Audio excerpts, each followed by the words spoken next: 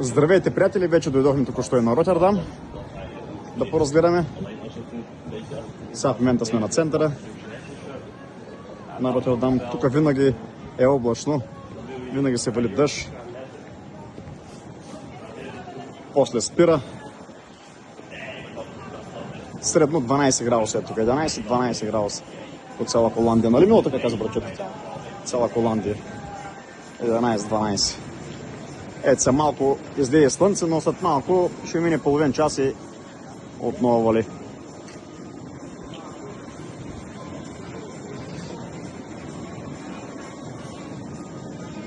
Сега търсим едно ресторанче да седнем, да обядваме и след това ще ви покажем наклонените къщи.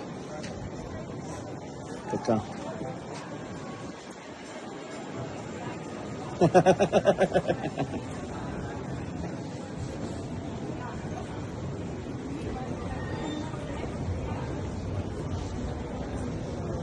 Как си, мила? Какво ще кажеш за Ротердам? Харесва ли ти?